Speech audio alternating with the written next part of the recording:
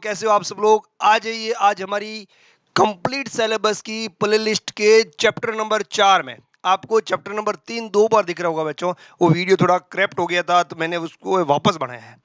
बुरा मत मानना, बहुत मेहनत पड़ती है। पिछले 5-6 दिन से मैं बीमार था, क्लास नहीं ले पाया, उसके बावजूद मैंने 2-3 क्लासें आपको दी है। भयंकर बुखार था, भयंकर है ना। एडमिट भी रहा हूँ 3 दिन हॉस्पिटल में। तो आप अब मैं आ गया हूँ ना, तो चिंता मत करो। मेरे भी एकेडमिक के कोर्स चल रहे हैं, कॉलेज के कोर्स चल रहे हैं, उनमें मैं भी बिजी हूँ। उसके बावजूद लेट नाइट रुक के भी आपके लिए क्लास बना रहा हूँ और आपको क्लास देने की कोशिश कर रहा हूँ। और मैं बहाना नहीं बनाऊंगा, मैं जिम्मेदारी से कहता हूँ, कूट कूट के भरी हुई है भाई लोगों जिम्मेदारी मेरे अंदर। आप टेंशन मत लो, गारंटेड आपको पूरा कोर्स दूंगा, है ना। जानकारी के लिए बता दूं, 17, 18, 19, 20 4 दिन में और आउट ऑफ स्टेशन हूं। तो मैं एक साथ वीडियो बना के 4, 5, 6 शेड्यूल से 2x2 वीडियो डाल के चला जाऊंगा। डेली के 2 वीडियो तो मिलेंगे ही मिलेंगे, है ना। टाइम मैं ही खराब करते भाई। चलो आगे बढ़ते हैं। अब हमने पढ़ लिया था लेजर, मतलब खाता बही। जैसे पहले बनता है जर्नल, जर्नल से पोस्टिंग होकर बनती है खाता बही। वहाँ जितने भी जर्नल की एंट्रीज हो रखी थी, एलिमेंट बाई एलिमेंट सबके खाते बनते हैं। जिस जिस की जर्नल एंट्री हुई है उन सब के क्या बनते हैं, खाते बनते हैं। खातों का बैलेंस निकलता है, वो बैलेंस ट्रायल बैलेंस में जाता है ना। वो ट्रायल बैलेंस वापस ट्रायल बैलेंस से फाइनल अकाउंट बनते हैं। आज ये होगी बेटा सहायक बहियां। अब सहायक बहियों के बारे में बहुत शानदार जानकारी दे रहा हूं मैं आपको, और ये याद रखना, जो व्यवसाय या जो फर्म सहायक बहिया बनाती है वो जर्नल नहीं बनाती। अरे सर क्या बात करते हो। हाँ भाई, सहायक बहिया जो बनाते हैं वो जर्नल नहीं बनाते, उनको जर्नल बनाने की आवश्यकता नहीं होती। जर्नल की जगह ही ये लगती है। तो सर जर्नल तो हमारी प्रथम पुस्तक है, प्राथमिक बुक है। तो सर सहायक भैया ये भी प्रथम बुक है, प्राथमिक बुक है। अरे वाह क्या बात हो गई सर। भाई जर्नल जब नहीं था, या जो व्यापारी जर्नल को नहीं समझते हैं वो डेबिट क्रेडिट ऐसे एंट्री नहीं कर पाते। पता है बनिए लोग जरूर थोड़ी है पहले कि उन्होंने सबने अकाउंट सीख ली होगी, नहीं भाई उनको नहीं आती। तो वो क्या करते थे, बहियां बनाते थे। ये गए ना आप कभी किसी दुकानों में, है ना, तो लाल लाल कलर की बही है पड़ी होती है, लाल लाल कलर की किताबें पड़ी होती है, 7-8 किताबें होती है। वो बोलते हैं सहायक बही है। भाई ये अलग प्रकार की से बनाई जाती है। विशिष्ट लेन देनों को विशिष्ट प्रकार की बुकों में लिखा जाता है। मतलब या गोली मारो अपने मारवाड़ी भाषा में, अलग अलग प्रकार के लेन देनों को अलग अलग प्रकार की बुकों में लिखना। एक ही प्रकार के लेन देन एक ही प्रकार की बुक में लिखना। मान लो आज के रोकड़ बोई दे भाई, रोकड़ का हिसाब किताब चेक करता है तो रोकड़ बोई उठा के देगा। अरे भाई खरीदारी वाली बही दे भाई, वो खरीदारी वाली बही देगा। बेचने वाली बही दे भाई, बेचने वाली बही देगा। खर्चों की बही दे भाई, खर्चों। इस हिसाब से उनकी अलग अलग पुस्तकें बनी होती थी, है ना। तो उनको बोलते सहायक पुस्तकें। जो व्यापारी फॉर्म, मतलब व्यापारियों की फर्म, कंपनियां तो भाई सीधी सी बात है जनरल बुक रखती है। ऐसी फर्में हो गई, छोटे मोटे व्यवसायी हो गए जो जनरल बुक को मैनेज नहीं करते, जिनको जनरल बुक समझ में नहीं आती, वो क्या करते हैं, सहायक बुक के रखते हैं। अच्छा सर, या तो रखो जर्नल या रखो सहायक बुक। सहायक बुक के रखते हो तो जर्नल की आवश्यकता नहीं, हटाओ जर्नल को, तो सर सहायक बुक हो गई। जर्नल के बाद खाते कहाँ पोस्ट किए जाता है, सर जर्नल के बाद सीधे खाते पोस्ट किया जाता है लेजर में। तो सर सहायक बुक हो गए। अरे भाई सहायक बुकों का बैलेंस भी कहाँ पोस्ट होगा, सीधा लेजर में। फिर बनेंगे तलपट, तलपट से फाइनल अकाउंट। समझ में आ गया ना। तो जर्नल अगर प्रथम पुस्तक है तो ये भी क्या है, सहायक बुक है, भी प्रथम पुस्तक है। जर्नल अगर प्राथमिक बुक है तो ये भी क्या है, प्राथमिक बुक है। आ गया समझ में ना। ओके, लेजर बुक क्या है, प्रधान बुक है खातों की। लेजर बुक क्या है, प्रधान बुक है खातों की। कुछ नहीं, यही कंफ्यूजन दूर करना है। काफी बच्चों के लिए कंफ्यूजन होता है सहायक बुक। कोई इतना क्लेरिफिकेशन से नहीं बताएगा भाई कि अगर या तो आप जर्नल बुक रखो या आप सहायक बुक रखो। 1000 वीडियो उठा लेना यूट्यूब से, नहीं बताएगा कोई भी आपको, ठीक है। इसके लिए डिटेल स्टडी करनी पड़ती है। अब मैंने क्या करा है पता है, मैं जो ये क्लास दे रहा हूं ना, इस क्लास में आपको थ्योरी साथ साथ हो रही है, डायरेक्टली हो चाहे इनडायरेक्टली हो, आप लोगों के लिए थ्योरी हो रही है। जब मैं थ्योरी उठाऊंगा पॉइंट बाय पॉइंट तो आप कहोगे सर ये तो हमें पहले से ही आता है, फिर अपनी बहुत फास्ट होगी। और मैं कह रहा हूं सहायक बहियों का टॉपिक उठाना, सारे आंसर जाएंगे आपके। चलो सहायक बहियों से पहले हमने कल पढ़ी थी लेजर। लेजर के 4-5 एमसीक्यूज करते हैं ना अपना। इतने जितने लेजर के एमसीक्यू बनते हैं ना वो मैंने सारे बना दिए, उससे बाहर कुछ भी नहीं। तो सर सारे बना दिए, हाँ 400-500 होंगे। अरे भाई सिर्फ 5 है, 5 से ज्यादा एमसीक्यू नहीं। उसके अलावा कुछ बन भी गया था आप आराम से कर सकते हो, ठीक है। इधर आ जाओ, जर्नल के एमसीक्यू में जाते हैं पहले। हाँ, ये रखा, ये रहे आपकी जर्नल के, सॉरी ये लेजर के एमसीक्यू। लेजर के कुछ पोस्टिंग के एमसीक्यू के कुछ क्वेश्चन पूछे जा सकते हैं, वो मैंने बनाया नहीं है, वो मैं थोड़े से प्रैक्टिस सेट बनाऊंगा। थोड़ी बाइज क्या हो सकता है, जैसे जर्नल से खाता बाई में, ये रहा जर्नल, जर्नल से किसमें सर, लेजर में, जर्नल से लेजर में, खाता बाई में तत्संबंधी खातों की डेबिट या क्रेडिट, इसमें से या तो इधर जाएगा डेबिट में या इधर जाएगा क्रेडिट में। कीमतों का अंतरण की प्रक्रिया, जर्नल से लेजर में डालने की अंतरण की प्रक्रिया को क्या कहते हैं सर, खतौनी। खाता बही में, खाता बही में खतौनी, जर्नल से अमाउंट उठा उठा के इसमें पटको, उसको बोलते हैं खतौनी। सर ये रही खतौनी, ओके सर हो गया, करे नहीं, एक खाते का शेष निकाला नहीं, गणितीय शुद्धता नहीं, सिर्फ क्या खतौनी, ओके सर क्वेश्चन हो गया। नेक्स्ट, खातों में दिखाए जा रहे डेबिट तथा क्रेडिट दोनों के योग को देखते हुए, ये रहा खाता, ये बोल रहा है ये रहा खाता, कोई भी अकाउंट किसी भी चीज का, तो क्या डेबिट तथा क्रेडिट दोनों के योग, ये रहे सर इसके योग, ये रहे सर इसके योग, देखते हुए किसी खाते का शुद्ध शेष ज्ञात करने की तकनीक। मान लो इधर है 10,000, इधर की जोड़ सब 10,000, इधर 1,000 ही लिखा हुआ है, डिफरेंट कितना सर 9,000, तो इस शुद्ध योग को निकालने, क्या बोल रहा है, शुद्ध शेष, शुद्ध शेष ज्ञात करने की तकनीक कहलाती है, तो इसको निकालने की तकनीक, तो इधर भी 10,000 लिखेंगे, इसको बोलेंगे बैलेंसिंग फिगर, बोलेंगे ना भाई, तो शुद्ध शेष निकालने की एक खतौनी बोलेंगे, एक क्रय बोलेंगे, एक खाते का शेष निकालना, गणितीय शुद्धता परीक्षण नहीं, ये एक खाते का शेष निकालना, हम इस खाते का ये शेष निकाल रहे हैं, इधर की जोड़ ज्यादा तो डेबिट शेष, इधर की जोड़ ज्यादा तो क्रेडिट शेष, हमेशा ध्यान रखना, किसी भी खाते की डेबिट जोड़ ज्यादा तो डेबिट शेष, क्रेडिट जोड़ ज्यादा तो क्रेडिट शेष। देखो डेबिट जोड़ ज्यादा है, लिखा हुआ किधर है 9,000, क्रेडिट में फर्क नहीं पड़ता, डेबिट की जोड़ ज्यादा तो ये 9,000 डेबिट शेष है, अगर क्रेडिट की जोड़ ज्यादा हो तो इधर लिखेंगे वो क्रेडिट शेष है। समझ में आ गया, डेबिट की जोड़ ज्यादा तो डेबिट शेष, क्रेडिट की जोड़ ज्यादा तो क्रेडिट शेष, ओके सर। आ जाइए क्वेश्चन नंबर 3 में, जर्नल तथा खाता बही लेन देनों का लेखा करते हैं, जर्नल तथा खाता बही लेन देनों का लेखा करते हैं क्रमशः एक समय क्रम में तथा समीक्षात्मक क्रम में, ठीक है, एक समीक्षात्मक क्रम में तथा समय क्रम में क्रमशः, अरे भाई क्या हो, ये क्या हो रहा है, ये क्रमशः उठा के आगे पीछे पटक दिया, ये सर हमें तो क्वेश्चन समझ में नहीं आ रहा, केवल एक समय क्रम में, ओहो एक समीक्षात्मक क्रम में ही केवल, इसका मतलब क्या हुआ, इधर देखो, जर्नल हो चाहे खाता बही हो, ये रहा भाई मेरा जर्नल, ध्यान से देखना, ये जर्नल, ठीक है, यहां पर है, बोलो क्या है, लेजर फोलियो कि जर्नल फोलियो, सर लेजर, आगे बढ़ेगा उसके अंदर जाएगा, लेजर का पन्ना, खाता बही का कौन सा पन्ने नंबर पे लिखा हुआ है वो लेजर फोलियो, या डेबिट की अमाउंट या क्रेडिट की अमाउंट, यहां पे क्या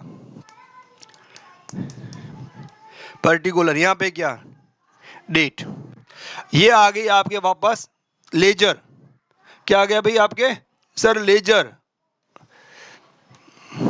ये इतने कितनी लाइनें खींच रहे हो सर, खींच रहे हैं भाई, अब मत परेशान करो, पहले करने दो, आपकी क्या है, इन क्वेश्चन से आगे आने वाले काफी क्वेश्चन का कॉन्सेप्ट भी क्लियर होगा।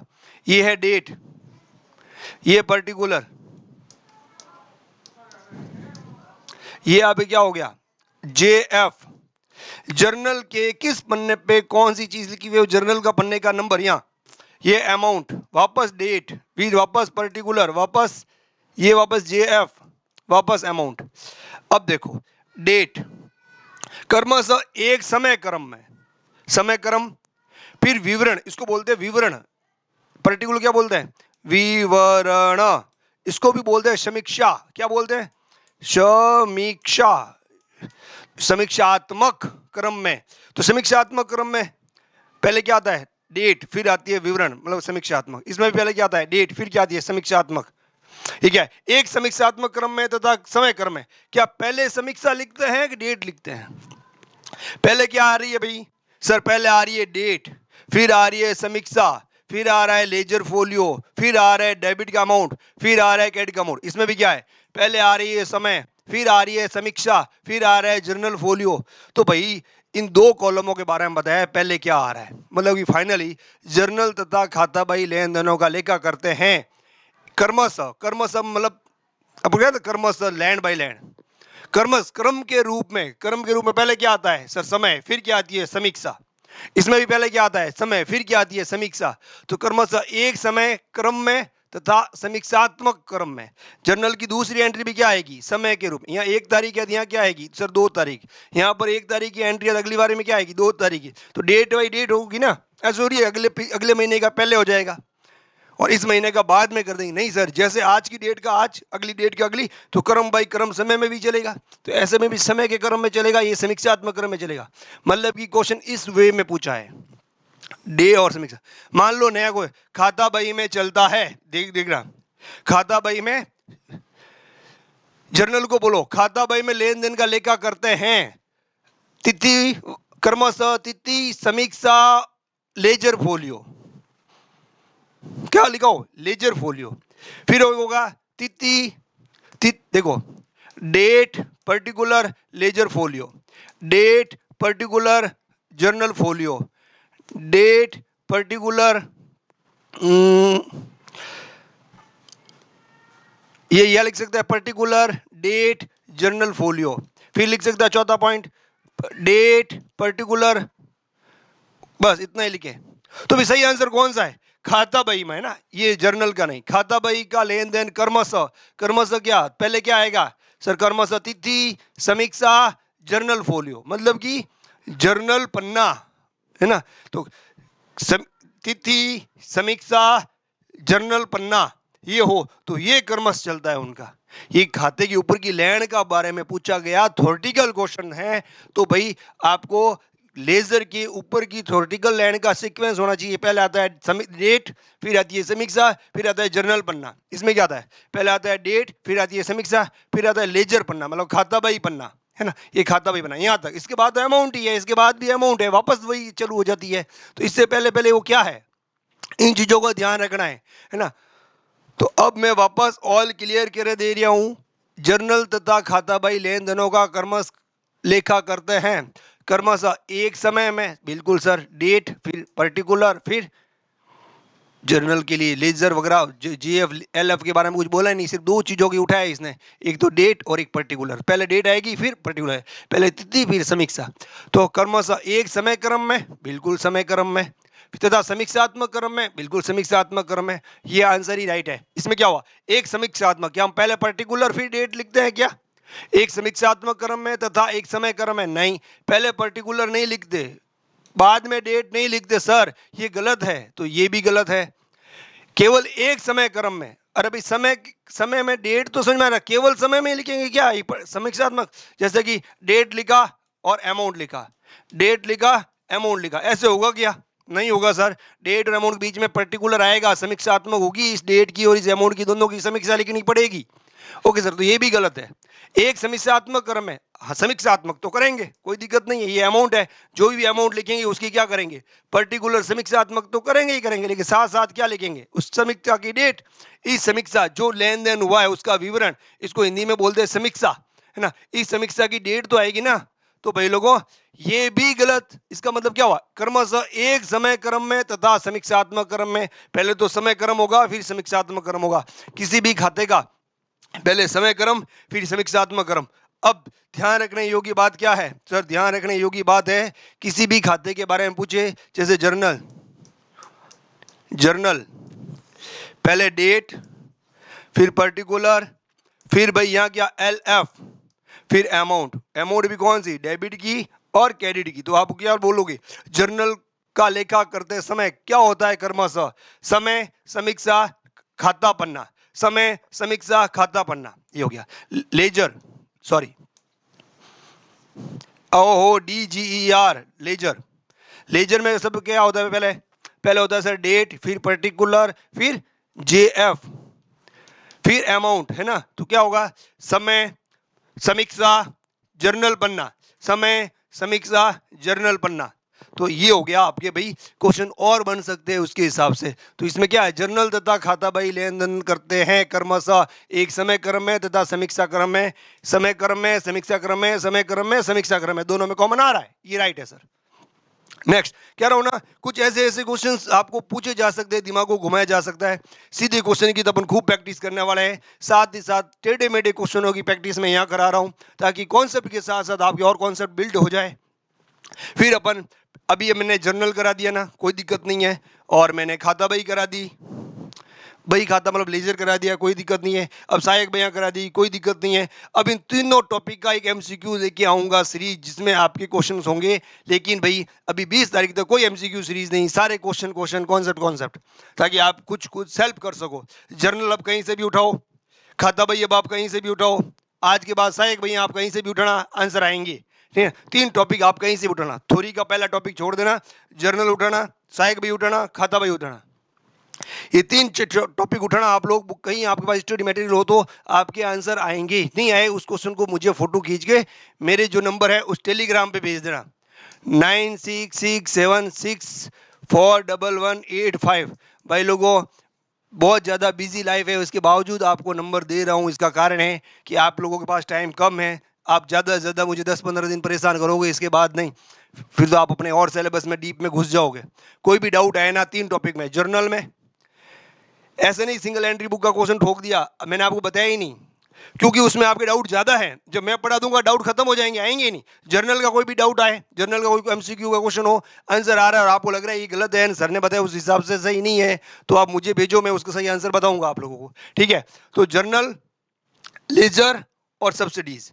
जर्नल का मतलब रोज नामचा की, लेजर मतलब खाता बही, तीसरा सहायक पुस्तक है, ये आज जो चल रहा है टॉपिक। इस टॉपिक के बारे में तीन टॉपिक आप कहीं से भी उठाओ, आपको डाउट नहीं आएंगे। ठीक है, थ्योरी नहीं, अवधारणाएं नहीं, प्रकार नहीं, लेखांकन के तरीके नहीं, मतलब प्रोसेस नहीं, वो नहीं कह रहा हूं मैं। सिर्फ मैंने ये तीन प्रैक्टिकल टॉपिक कराए, उनको आप बोल रहा हूं मैं, वो तो अपने आप साइड में हो जाएंगे। खाता बही सामान्य पर जानी जाती है, खाता बही को सामान्य पर जानी जाती है, खाता बही। लेजर प्रधान पुस्तक, खातों की प्रधान पुस्तक है ना भाई, खातों की कौन पुस्तक, खातों की प्रधान पुस्तक। सिर्फ लिखा हो प्रधान पुस्तक, प्रधान पुस्तक नहीं, किसकी पुस्तक है, खाते उसी में तो सबके खाते बन रहे हैं। जर्नल बना, जर्नल के बाद लेजर बना, जर्नल बना, जर्नल के बाद लेजर बना। लेजर में क्या करते हैं, जितने भी जर्नल के अंदर एंट्री होती है उन सबके खाते बनते हैं सर, तो सब खाते उस खाता बही में ही बनते हैं, तो खाते बही को क्या मानेंगे, खातों की प्रधान पुस्तक मानेंगे। ये आपको याद हो जाएंगे साथ साथ ये। चलो नेक्स्ट, लेखांकन वर्ष के अंत में खाता बही के सभी अवास्तविक खाते, अवास्तविक खातों का मतलब समझते हो, खर्चों को, हानियों के, खर्चों के, आय के, लाभ के, वो जैसे हमने व्यक्ति बनाए, पर्सनल, रियल और नॉमिनल, ऐसे समझ नहीं याद रखना। Nature of account, nature of accounts मैंने बनाए थे सर, व्यक्तिगत नेचर, पर्सनल नेचर, दूसरा sir impersonal nature, impersonal nature के दो पार्ट थे, रियल, रियल के बाद सर नॉमिनल। व्यक्तिगत खाते, व्यक्तिगत में भी तीन थे, प्राकृतिक व्यक्ति, कृत्रिम व्यक्ति और रिप्रेजेंटेटिव व्यक्ति। रियल में भी वस्तुएं दो होती, टेंजिबल और इनटेंजिबल सर, वो गुडविल वगैरह वगैरह वगैरह वगैरह। हाँ सर, नॉर्मल, ये नॉमिनल मतलब कि खर्चे, हानियां, व्यय, लाभ वगैरह उसके बारे में बोला है। तो इन खातों का मैंने अभी क्या बताया था लेजर में, भाई बैलेंस नहीं निकाला जाता, बैलेंस सीडी नहीं किया जाता, बाई पी एंड एल किया जाता है या टू पी एंड एल किया जाता है, शेष नहीं निकाला जाता है, ध्यान रखना। अगर एक खाता है, इधर की जोड़ करते हो, इधर की जोड़ करते हो, इधर की जोड़ मान लो ज्यादा है, इधर की जोड़ कम है, तो यहाँ पे आप बैलेंस लिखते हो, तो बाई बैलेंस सीडी लिखते हो। इसका मतलब उस खाते को बैलेंसिंग करना और जोड़ को बराबर करना। नॉमिनल खातों की बैलेंसिंग नहीं होती, नॉमिनल खातों में बैलेंस सीडी बीडी नहीं आता, ये अगले साल नहीं ले जाया जाता, तो उसको अगले साल नहीं ले जाते, उसको बोलते हैं बैलेंसिंग नहीं करना। तो यहाँ पी एंड एल लिखते हैं अगर यह नॉमिनल हो तो, कोई भी खर्चे का खाता हो तो इसके बारे में क्या है, संतुलित किया जाता है सर, संतुलित नहीं किया जाता है, टोटल आगे लेके जाई जाती है क्या सर, नहीं संतुलित नहीं किया जाता है। यहाँ पर बैलेंस सीडी अगले साल बैलेंस बीडी करते हैं ना, इसको बोलते हैं संतुलित करना, टोटल दोनों की बराबर करना, संतुलित नहीं। लेकिन लाभ हानि खाते का अंतरित नहीं किया जाता, पॉसिबल ही नहीं है। यहाँ पर लिखेंगे पी एंड एल लिखने का मतलब ही यही हुआ, नॉमिनल खाते जो होते हैं उनका बैलेंस सीडी बैलेंस बीडी नहीं करते, उसकी जगह पी एंड एल लिखते हैं। पी एंड एल लिखने का कारण ही क्या है कि उस अमाउंट का जो बैलेंस आया है उस बैलेंस को पी एंड एल में ट्रांसफर करेंगे। लेकिन ये तो बोल रहा है लाभ हानि खाते में अंतरित नहीं किया जाता, मतलब कि गलत। संतुलित नहीं किया जाता तथा साथ ही शेष लाभ हानि खाते में अंतरित भी नहीं किया जाता। इस क्या मतलब हुआ? ये तो सेम ही बोल रहा है ना, तो इसका मतलब ये भी सेम ही है। लाभ हानि खाते में अंतरित क्यों नहीं किया जाता भाई? नॉमिनल को तो लाभ हानि खाते में अंतरित किया जाता है, व्यक्तियों के खातों को और वस्तुओं के खातों को सीधा बैलेंस शीट में अंतरित किया जाता है। व्यक्तियों का बैलेंस बच गया, हमसे कुछ व्यक्ति मांगने वाले हैं या हमको व्यक्ति देने वाले हैं, तो यहाँ का बैलेंस तलपट में, तलपट से बैलेंस शीट में।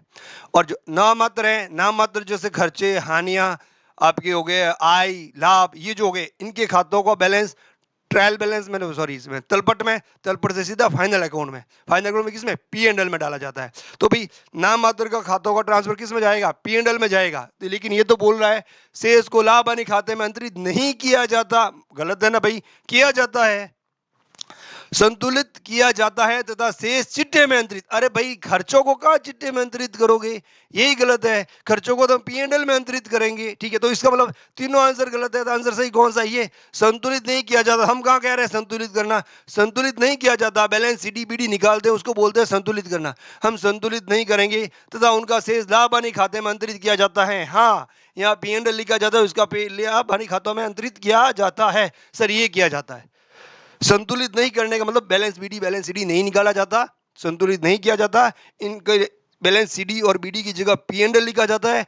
और उस पी एंड एल लिखने का कारण यही हुआ कि पी एंड एल में ट्रांसफर करेंगे। ओके, ठीक है सर, आया समझ में?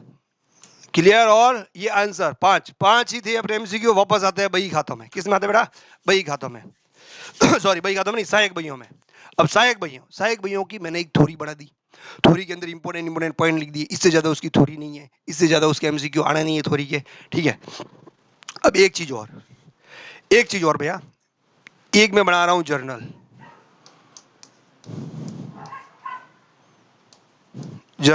एक जर्नल बना रहा हूं मैं। इधर देखना, एक एंट्री है cash account debit to capital, ये 4 लाख, ये 4 लाख, ये एंट्री होगी। सर ये तो हमें पता है, व्यापार स्टार्ट करने की एंट्री है, व्यापारी ने पैसे दिए, कैश आया, cash account debit to capital. अब बताओ ये जर्नल खाता बही में, लेजर में कितने खाते बनेंगे? सर 2 खाते बनेंगे, एक तो कैश का खाता, एक कैपिटल का खाता। तो हम बना देंगे ना, एक कैश का खाता, ये बनाया मैंने कैश अकाउंट, कैश अकाउंट। मैं डेट एलएफ वगैरह वो कुछ नहीं बना रहा, मैं कुछ कॉन्सेप्ट क्लियर कराने की कोशिश कर रहा हूं। एमसीक्यू ऐसे भी पूछे जाते हैं। ठीक है सर, दूसरा किसका बनेगा? सर कैपिटल का अकाउंट बनेगा। ये लो कैपिटल का अकाउंट, कैपिटल अकाउंट। अभी दिमाग में आया, अगर जर्नल ऐसे पूछ लिया तो आप क्या करोगे? अब जर्नल एंट्री ये रही, खाता बही ये रही लेजर, लेजर्स रहे आपके पास, एक तो कैश का, दूसरा लेजर है आपके पास कैपिटल का। या बोल सकते हैं कैश अकाउंट, ये कैपिटल अकाउंट, खाते कैश का खाता और ये कैपिटल का खाता। पेन गिर गया है, दूसरा उठा लेते हैं। दूसरा आजा रे आजा रे आजा रे मेरे, कहाँ गया रे? इमरजेंसी पेन आ गया, ये ऐसी जगह गिर गया है, निकालना भारी पड़ेगा।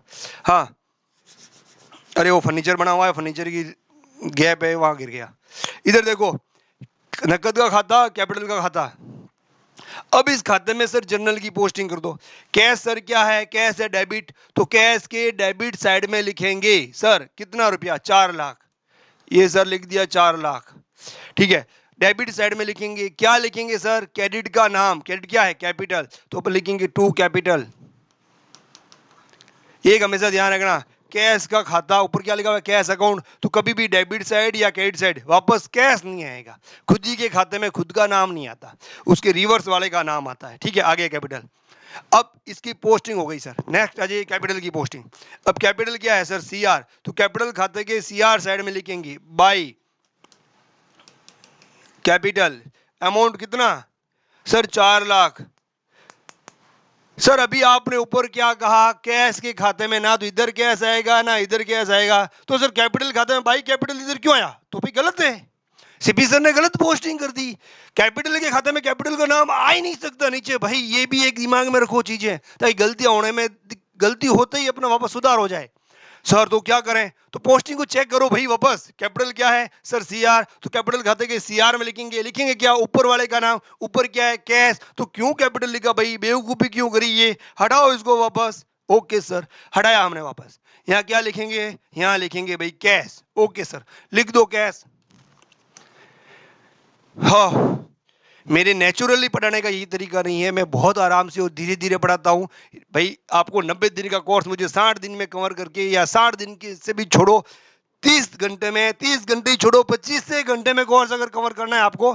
क्या कह रहा हूँ?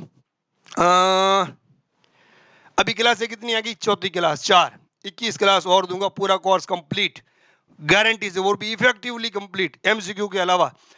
और भाई इतने कम समय में अगर 70/70 नंबर लेके आ जाओ, 75/70 नंबर लेके आ जाओ, तो आपके लिए बहुत खुशी की बात है। और मैं इतना डिटेल्ड वाइज पढ़ा रहा हूँ, इसलिए थोड़ा फास्ट फास्ट बोल रहा हूँ। कभी कोई जवान फिसल जाए, शब्द लड़खड़ा जाए, क्योंकि इतना फास्ट बोलने की आदत है नहीं। जल्दी जल्दी कोर्स कराने के लिए मैं फास्ट बोल रहा हूँ, है ना?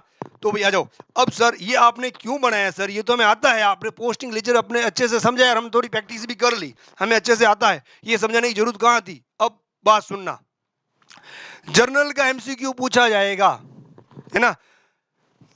मतलब कि क्वेश्चन है, ध्यान से सुना। व्यापारी ने 4 लाख से व्यवसाय नकद प्रारंभ किया, है ना? व्यापारी ने, ये मेरा व्यापारी, व्यापारी ने 4 लाख रुपए से व्यवसाय, मतलब ये रहा व्यवसाय, स्टार्ट किया। नकद खाता किस खाते में कैरिड होगा? बोलो सर ये क्या हुआ? नकद खाता किस खाते में कैरिड होगा? देखो ये कैश अकाउंट है ना, कैश तो है डेबिट, ये किस खाते में कैरिड होगा? सर कैपिटल अकाउंट के नीचे वाले खाते में कैरिड होगा। देख लो कैश यहाँ डेबिट है क्या? नहीं सर, कैश का कैरिड है ये रहा। सर ऐसे पूछा जाता है क्या? बिल्कुल पूछा जाता है ना? तो भाई कैश खाता, व्यापार प्रारंभ किया, एंट्री क्या हुई? Cash account debit to capital, है ना? तो नकद खाता किस खाते में कैरिड होगा? और सर नकद खाता तो किस खाते में कैरिड होगा? कैश खाते में क्रेडिट होगा, है ना? अरे नहीं सर, कैश में कहा, कैश में क्रेडिट कुछ है ही नहीं, पूंजी खाते में ये देखो कैश क्रेडिट पड़ा है।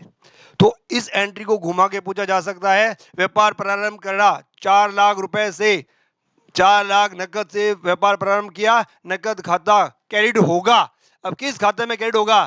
कैश खाते में, कैपिटल खाते में, दोनों में, या दोनों में ही नहीं? तो यहां आंसर आएगा कैपिटल खाते में। देख लो कैपिटल खाते में क्रेडिट हुआ। तो पोस्टिंग की एमसीक्यू कुछ ऐसे पूछी जा सकती है, जैसे मानो एक एंट्री और कर रहा हूं मैं, rent account debit to cash. ध्यान देना, बहुत इंपॉर्टेंट है ये चीजें। 10,000 रुपया, अगर बारीकियां पता होगी ना तो कैसा भी एमसीक्यू हिट कर सकते हो आप।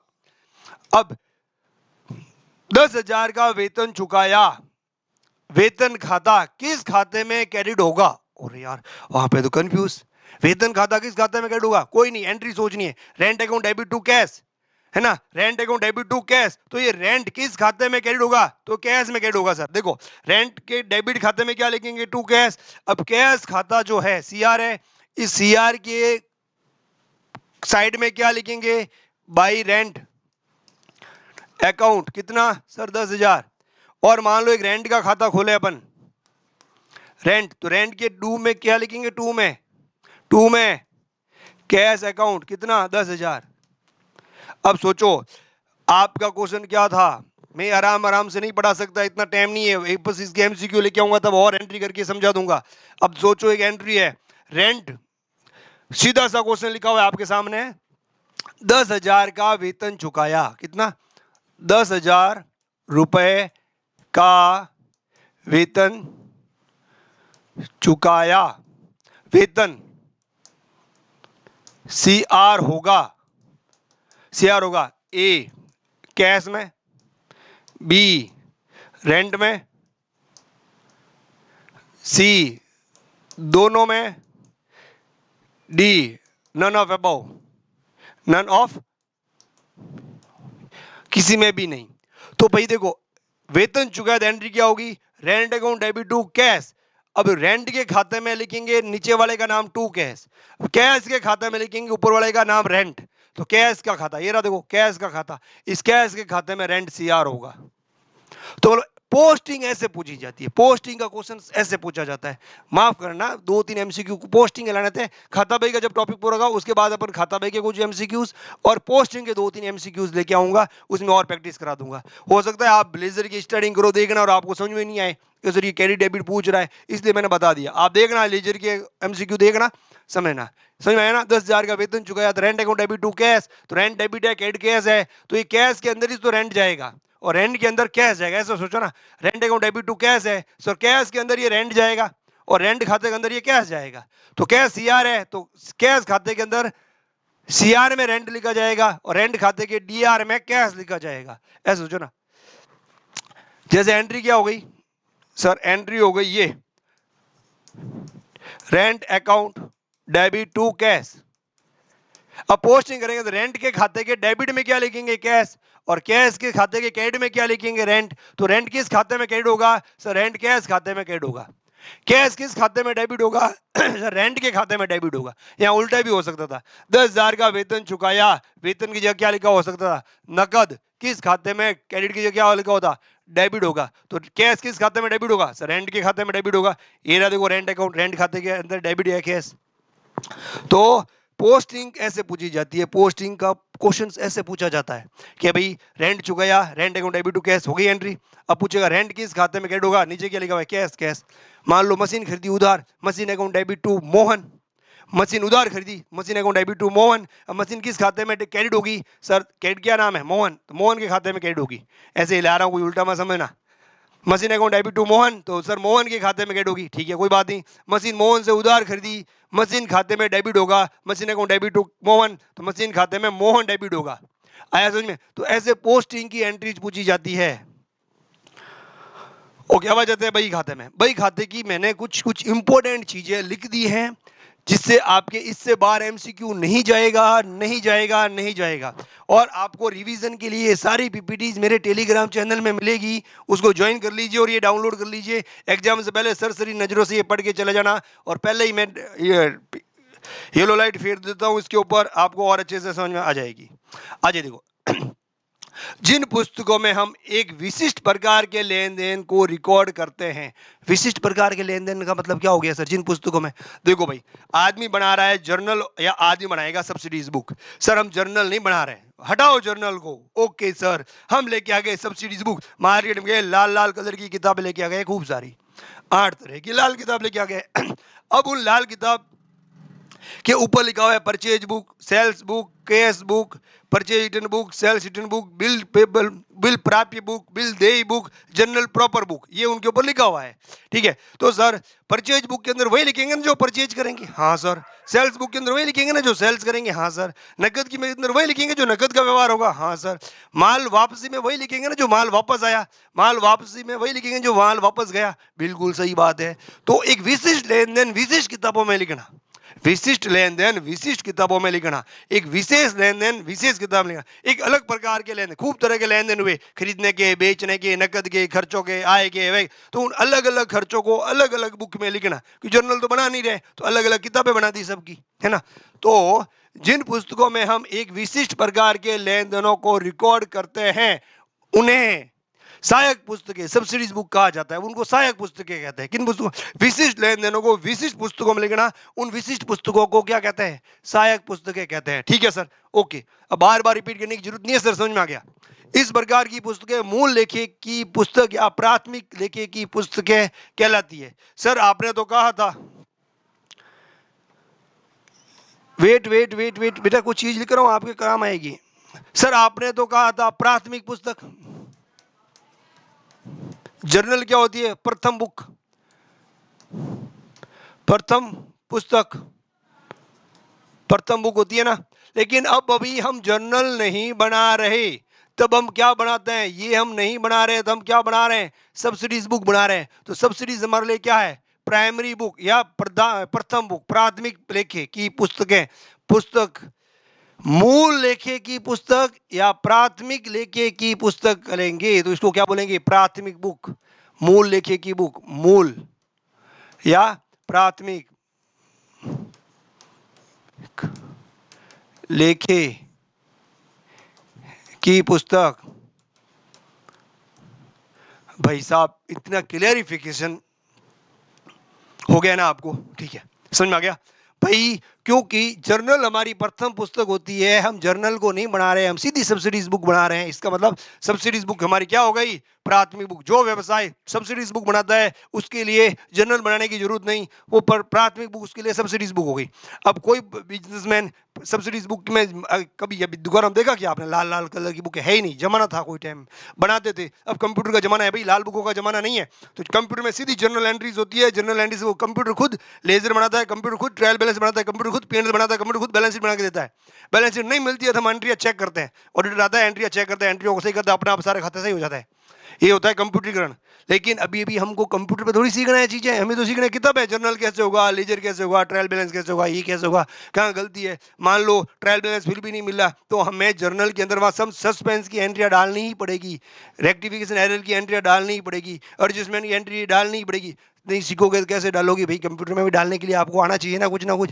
तो भाई सब्सिडीज बुक अगर आप रख रहे हो तो कंप्यूटर की जरूरत भी नहीं है और आपको जर्नल एंट्री की जरूरत ही नहीं है, सब फिर काम मैनुअली होगा, है ना। तो अब सब्सिडीज बुक कोई नहीं रखता, सब कंप्यूटर रखते हैं। लेकिन अगर कोई बंदा सब्सिडीज बुक रखेगा, सब्सिडी बुक से लेजर बनाएगा, लेजर से तलपट बनाएगा, तलपट से फाइनल अकाउंट बनाएगा, तो भाई सब्सिडीज बुक क्या हो गई, प्राथमिक बुक हो गई ना। हाँ, तो सब्सिडीज बुक का क्वेश्चन है, होती है प्राथमिक बुक होती है, मूल लेखे की बुक होती है, जर्नल का ये स्थान ले लेती है। समझ में आ गया? ओके सर, ये जर्नल का स्थान ले लेती है, ठीक है।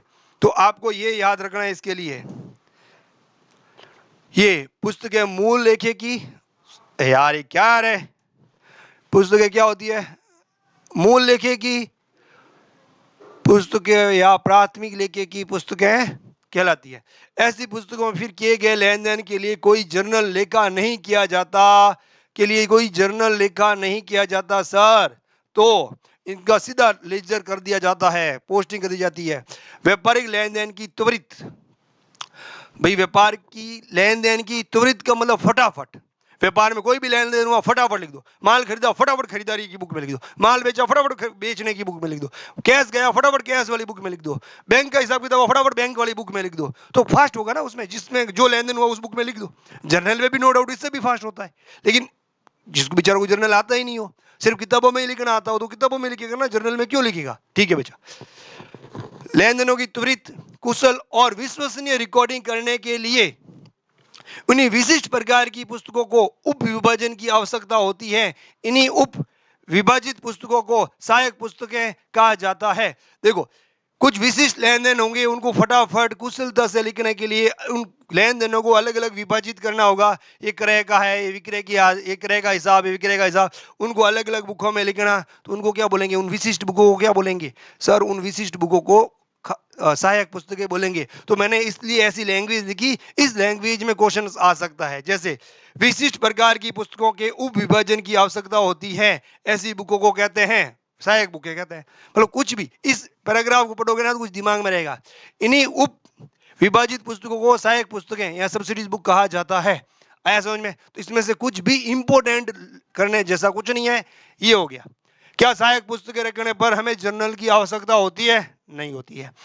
सहायक जर्नल लेखा करने वाले व्यवसाय क्या सहायक पुस्तकें रखते हैं? सर नहीं रखते हैं।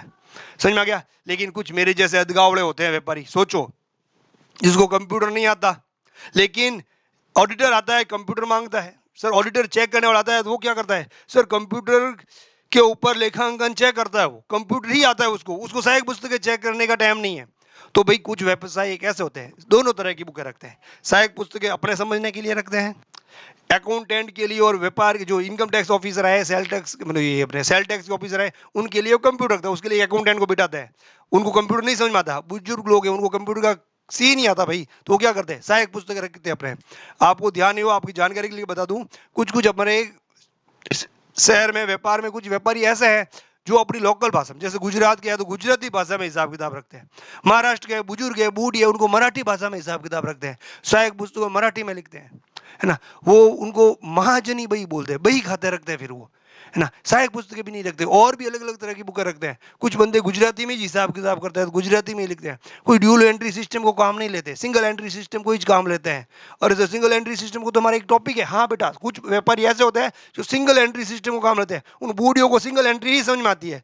फिर जो अकाउंटेंट आता है सिंगल एंट्री को कन्वर्ट करता है डबल एंट्री सिस्टम में। है ना। तो वो सिंगल एंट्री सिस्टम बहुत अलग अलग लैंग्वेज में हो सकती है, ठीक है। चलो कोई नहीं, अब आगे आ जाइए यहाँ पर। या तो हो गया ना, विभाजित किया जाता है, ठीक है। इन पुस्तकों को डे बुक भी कहा जाता है, इंपॉर्टेंट। सहायक पुस्तकों को क्या कहा जाता है सर? ये प्राथमिक पुस्तक होती है, मूल बुक होती है। इनको डे बुक भी कहा जाता है, डे बाई डे के हिसाब उसी बुक में लिखे जाते हैं, डे बाई डे के हिसाब उसी बुक। जर्नल बुक को भी डे बुक बोलते हैं, देख लेना, ध्यान रखना, वो भी डे बुक होती है, वही मूल बुक होती है। जो लक्षण सहायक बुकों के होते हैं वो के वो सारे लक्षण जर्नल बुकों के भी होते हैं। जर्नल में करने वाली रिकॉर्डिंग जर्नलाइज कहलाती है। इसमें करने वाली रिकॉर्डिंग को क्या बोलते हैं भाई? कुछ नहीं, लेखांकन नहीं करते इसमें, इसे जर्नलाइज वगैरह ऐसा मत बोलना, सब्सिडाइज करते हैं, ऐसा कुछ नहीं है।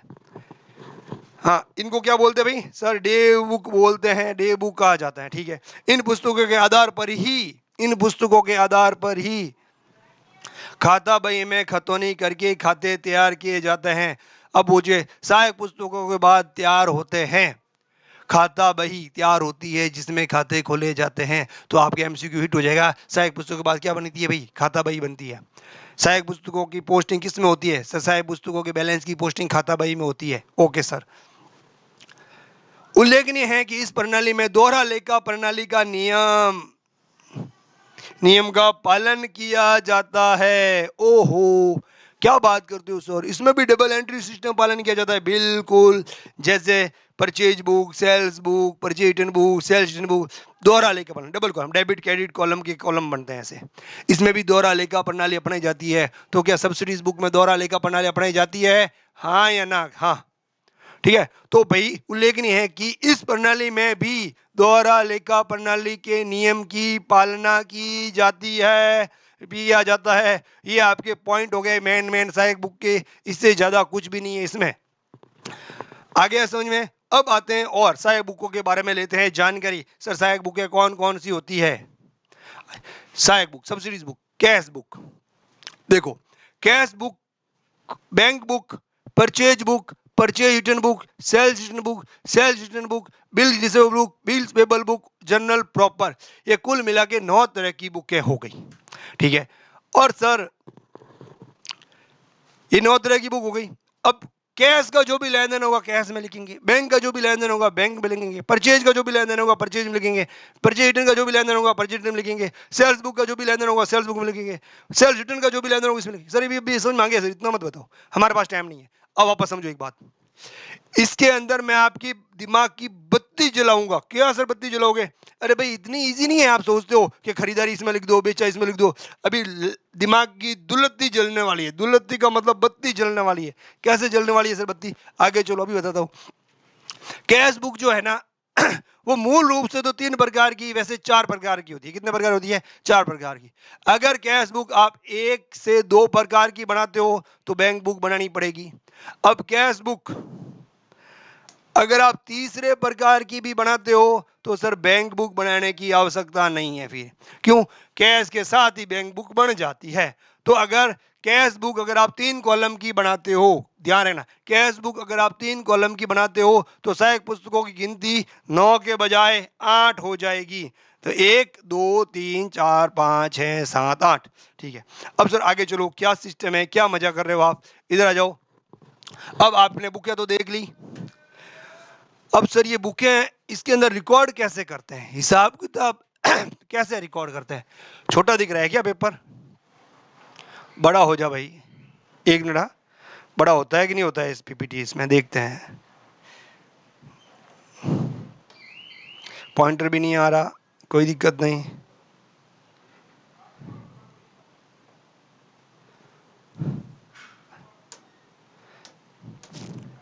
कोई बड़ा नहीं करना, दिख जाएगा आपको। थोड़े छोटी साइज रह गई इनकी, मुझे बड़े बड़े दिखने थे, कोई बात नहीं। सर अब ये है कैश बुक। अब बैंक बुक को एक बार के लिए, थोड़ी देर के लिए इग्नोर कर लेना। यहाँ बैंक बुक, अपन कैश बुक अलग बनाते हैं, बैंक बुक अलग बनाते हैं, परचेज बुक भी है। चल अब अपने पास सारी की सारी ये बुकें रखी हुई है।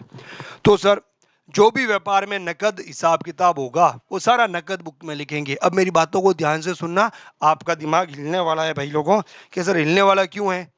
अरे यहाँ से एमसीक्यू भी उठ सकता है, बहुत ही इंपॉर्टेंट बात है। सर इंपॉर्टेंट बात क्या है? एक बात तो इंपॉर्टेंट ये है भाई कि आपके सिलेबस में कहीं सब्सिडीज बुक नहीं लिखा हुआ है। अरे सर तो क्यों करा रहे हो? जरूरी है। आपके सिलेबस में फर्स्ट यूनिट में लिखा हुआ है अकाउंटिंग प्रोसेस। अकाउंटिंग प्रोसेस का सबसे पहला प्रोसेस क्या है भाई? आंकड़ों का संलग्न करना, मतलब एकत्रित करना, उन आंकड़ों को रिकॉर्ड करना। रिकॉर्ड करने का प्रथम तरीका जर्नल। जर्नल नहीं रखो तो सब्सिडीज बुक, जर्नल या सब्सिडीज बुक दोनों में से एक चुन लो, फिर जाओ पोस्टिंग में, फिर जाओ लेजर में, लेजर से ट्रायल तलपट में, तलपट से फाइनल अकाउंट में। ठीक है, तो आपके अकाउंटिंग प्रोसेस में सहायक बुकों का लिखा हुआ है। आपके बिल्स ऑफ एक्सचेंज का कॉन्सेप्ट नहीं था, फिर भी मैंने बिल्स ऑफ एक्सचेंज का कॉन्सेप्ट कराया। रीजन क्या है भाई? क्या पता उसमें से क्वेश्चंस आ गया तो आपका 1 नंबर 3 नंबर गए, इसलिए करा रहा हूँ। हो सकता है आ जाए, आया भी है। हमारी सेम टू सेम सिलेबस 2015 में भी था, बिल्स ऑफ एक्सचेंज का क्वेश्चन पूछा गया। Same to same question, same to same syllabus PG आई है, पीजीटी में भी था, लेकिन वहां पर भी आपको ये इसका बिल्स ऑफ एक्सचेंज का क्वेश्चन पूछा गया है ना, डिटेल्ड में अलग अलग चीजें पूछी गई, मतलब सिलेबस के डीप में पूछा गया। तो जर्नल तो बिल्स ऑफ एक्सचेंज की भी बनती है ना भाई। तो मतलब कि क्या है, मैं चाहता हूं कि भाई सब्सिडीज बुक का आपके हेडिंग वाइज टॉपिक नहीं है, बट इंपॉर्टेंट है, पूछा जाता है। एमसीक्यूज मटेरियल भी है आपके पास, मार्केट में काफ़ी बुकें होगी, उसमें दिया हुआ होगा। ठीक है, तो इसको एक बार पढ़ लो, 1 ही घंटे की बात है, इसके बाद ये पूरा टॉपिक खत्म, एक दिमाग से हेडेक खत्म, एक रिस्क खत्म। भाई क्या पता ये क्वेश्चन इसमें से आ जाए, आया तो 3 नंबर सीधे, और है बहुत इजी। अब देखो, अब एक बार के लिए सब्सिडीज बुक को भूल जाओ, मेरी तरफ सोचो। हमने बनाई कैश बुक, हमने एक कैश बुक रख दी, एक बैंक बुक रख दी, एक परचेज बुक रख दी, लाल लाल किताबें लेके आए, एक के ऊपर कैश बुक लिखा हुआ है, एक के ऊपर परचेज बुक, एक के ऊपर सेल्स बुक, ऐसे ऐसे करके ये 9 के 9 नाम लिखे हुए हैं। ठीक है, अब मान लो व्यापार शुरू किया, कैश आया, कैश बुक में लिख दूंगा। माल और सर मशीन खरीदी, कैश गया तो कैश बुक में लिख दूंगा। जब भी व्यापार में कैश आएगा कैश बुक में लिख दूंगा, जब भी व्यापार से कैश जाएगा कैश बुक में लिख दूंगा। जब भी बैंक में पैसा जमा कराऊंगा, दिख रहा, कैश से निकाल के बैंक में जमा कराऊंगा तो कैश से निकला, कैश में से कम कर दूंगा, बैंक में जमा कराऊंगा तो बैंक में लिख दूंगा। तो ऐसी एंट्री को बोलते हैं कॉन्ट्रा एंट्री। क्या बोलते हैं बेटा? Contra entry. कैश से मान लो पैसे निकाले और बैंक में जमा कराए, या बैंक से निकाले कैश में जमा कराए, कॉन्ट्रा एंट्री। हमारे ही पैसे हमारे ही बुकों में, कभी इधर इस बुक से इस बुक में गए, व्यापार से बाहर नहीं गए, कॉन्ट्रा एंट्री। कॉन्ट्रा एंट्री भी क्यों बोलते हैं? जब कैश बुक करूंगा ना, जब उसके साथ साथ आपको बताऊंगा, एक बार जानकारी के लिए बता दिया। तो सोचो, कैश जमा कराया बैंक में, तो बैंक में भी लिखेंगे, कैश में भी लिखेंगे, कैश भी कम हुआ, कैश जैसे भी छिड़ेगा कैश में लिखेंगे। कैश निकाल के बैंक में डाला, कैश कम हुआ, कैश बुक में भी लिखेंगे, बैंक में लिखेंगे। बैंक से निकाल के कैश बुक में डाला, बैंक से निकाल कैश बुक में डालेंगे, तो कैश बुक में भी लिखेंगे, बैंक बुक में भी लिखेंगे। समझ में आ रहा है? ठीक, ओके सर। अब मान लो माल को नकद खरीदा, कैश आया कैश गया, सर कैश गया, कैश बुक में लिखेंगे, परचेज बुक में नहीं लिखेंगे। अरे सर क्या दिमाग खराब कर रहे हो, परचेज बुक में क्यों नहीं लिखेंगे? अरे भाई नहीं लिखेंगे, 10 मिनट के लिए सुन लो मेरी बात, नहीं लिखेंगे। जहां जहां नकद का ट्रीटमेंट हो वहां नकद में ही लिखेंगे, बाकी किसी बुक में नहीं लिखेंगे। अच्छा सर ऐसी बात है क्या? बहुत इजी है सब्सिडीज बुक बनाना व्यापारियों के लिए। भाई जहां जहां कैश छिड़ रहा है, कैश, नकद माल खरीदा नकद बुक में लिखेंगे, परचेज बुक में नहीं लिखेंगे। नकद माल बेचा नकद बुक में लिखेंगे, सेल्स बुक में नहीं लिखेंगे। नकद मशीन खरीदी नकद बुक में लिखेंगे, और कहीं नहीं लिखेंगे। चेक से माल बेचा और चेक से पैसा प्राप्त किया, बैंक बुक में लिखेंगे, कैश सेल्स बुक में नहीं लिखेंगे। तो सर परचेज बुक में और सेल्स बुक में लिखेंगे क्या? उधार। परचेज बुक में क्या लिखेंगे? उधार क्रय का लेखा होगा। सर इसमें उधार क्रय का लेखा क्यों होगा? एक बार दिमाग में डाल दो। हम बैठे हैं काउंटर पर, 1000 व्यक्ति आते हैं माल खरीदने, सबसे कैश लेते हैं माल देते हैं, कैश लेते हैं माल देते हैं, कैश बुक में लिखते जाते हैं, कैश बुक में लिखते जाते हैं, कैश माल sales cash sales cash sales cash sales cash sales, total cash इतना अकॉर्डिंग टू सेल। आ गया, कोई दिक्कत नहीं। कैश के कॉलम में sale sale sale sale sale sale आता रहेगा, हमें पता रहता रहेगा ये सेल सेल सेल सेल से पैसा आया है। ठीक है, जैसे ही एक बंदा आ गया जो हमको बहुत पसंद है ना, अब उस बंदे ने हिसाब किताब कर लिया उधारी का, उसने हमने माल उसको बेचा और वो बेच दिया उधार। रुको भाई रुको, उधार ले रहे हो ना, आपका नाम लिखेंगे, हम निकालेंगे सेल्स बुक। ध्यान से देखो, उधार ओ सेल्स बुक, ये क्या कर दिया रे? उधार क्रय वापसी का लेखा, उधार विक्रय वापसी का लेखा, उधार क्रय वापसी का लेखा, उधार क्रय का लेखा। मिस प्रिंट है भाई, वापसी हटाओ, यहाँ विक्रय लिखो। सो यार ये टाइपिस्ट भी ना हद करता है बहन। उधार विक्रय, ये मैं आपको जो पीपीटी दूंगा उसमें से ही आएगा। अब देखो सेल्स बुक में क्या लिखेंगे, उधार विक्रय का लेखा करेंगे। किसका लेखा करेंगे, उधार विक्रय का। हमने माल उधार बेचा तो हम क्या करेंगे, अरे भाई रुक जा, उधार बेच रहे हैं ना आपको, तो हम लेके रुक जा रुक जा रुक जा रुक जा, सेल्स बुक लेके आएंगे। नाम बोल, फलाना राम, ओके। कितने किलो माल है, इतने किलो माल है। कितने रुपए से, इस रुपए से। और इतना अमाउंट, ओके। आज की तारीख, ओके, ठीक है। वापस कब देगा, पैसे कब देगा, मतलब वापस नहीं, पैसे कब देगा, उस टाइम पैसे देगा। मतलब कि उस क्रेडिटर की, उस डेटर की पूरी डिटेल हम लेंगे। तो लिखेंगे किसमें, सेल्स बुक में, ठीक है। अब सोचो, ये बात सोचो, गल्ले में कितने पैसे पड़े हैं, चाहे कैश से आया हो चाहे कहीं से भी आया हो, तो गल्ले का हिसाब किताब कैश बुक से रहेगा। उधारी का हिसाब किताब परचेज बुक और सेल्स बुक से रहेगा। जब भी बिजनेसमैन आएगा और हमसे कहेगा, सर आप माल बेचा, हाँ कितना बेचा, ये लो सर, ये कैश बुक, इसमें बेचा रोकड़, लो ये सेल्स बुक, इसमें बेचा उधार। जो भी उधारी होगी, सिर्फ उधारी, विशिष्ट प्रकार के लेन देनों का लेखा विशिष्ट प्रकार की बुकों में, उधार विक्रय का लेखा विक्रय बुक में, कैश विक्रय का लेखा कैश बुक में। क्या बात करते हो सर, तो सर सेल्स हम करेंगे, सेल्स करेंगे दो तरह से, एक तो होगी सर कैश, एक होगी क्रेडिट। ये किस में लिखेंगे सर, कैश बुक में, सीबी मतलब कैश बुक। ये किस में लिखेंगे सर, सेल्स बुक में। सर ऐसा क्यों, हो तो सेल ही रही है ना, कह रहा हूं ना, अगर सब्सिडीज बुक बना रहे हो ना तो आपको रूल्स फॉलो करना पड़ेगा। कैश बुक के अलावा कुछ भी उधार का हिसाब किताब हो तो सर उधारी वाली बुक में, सेल्स बुक में लिखेंगे उधार विक्रय, परचेज बुक में लिखेंगे उधार करे। समझ में आ रहा है ना, ओके सर, हमें समझ में आ रहा है, ऑल क्लियर। इधर देखो, तो सर कैश का लेन देन, सभी नकद व्यवहारों का लेखा कैश में, कैश सेल्स, देखो इसमें क्या, cash sales, purchase, cash, cash purchase करें क्या, या सेल्स करें, किसका, एसेट का, तो भी इसी में लिखेंगे। नकद मशीन खरीदेंगे, कैश में लिखेंगे। नकद में मशीन बेचेंगे, सर कैश में बेचेंगे, कैश बुक में लिखेंगे। नकद का जब भी हिसाब किताब होगा भाई साहब, कैश बुक में लिखेंगे। बस दिमाग में डाल दो, नकद विक्रय कैश बुक, उधार विक्रय सेल्स बुक, उधार क्रय परचेज बुक। मतलब कि सभी बैंक व्यवहारों का लेखा बैंक बुक में करेंगे। अब आ जाओ परचेज बुक में, उधार क्रय का लेखा, उधार रोकड़ खरीदा तो ये रहा ना, कैश परचेज कैश बुक में, कैश सेल्स कैश बुक में, कैश कोई वस्तु खरीदी, कैश एसेट खरीदी कैश बुक में। सर उधार खरीदी कोई भी चीज माल, उधार क्रय का लेखा, उधार क्रय भी क्या, माल का। सर उधार वस्तु खरीदेंगे तो आगे बताऊंगा मैं, बहुत इंपॉर्टेंट चीज है, इसमें से एमसीक्यू आ सकता है ना। अब देखो, उधार, उधार खरीदेंगे, मान लो हमने उधार खरीदा हुआ माल वापस देना है, तो उधार क्रय वापसी का लेखा, उधार खरीदा और वापस दे रहे हैं, तो वापसी जितनी भी, चाहे नकद वापसी की हो चाहे उधार वापसी की हो, उधार को हटा दो, क्रय वापसी का लेखा इसमें होगा। अब आ गई सेल्स बुक, उधार विक्रय, यहाँ पे क्या क्रय के जगह क्या, उधार विक्रय, ये वापसी काट रहा हूं, उधार विक्रय का लेखा। Sales, cash sales cash book में, क्रेडिट सेल्स उधार विक्रय सेल्स बुक में।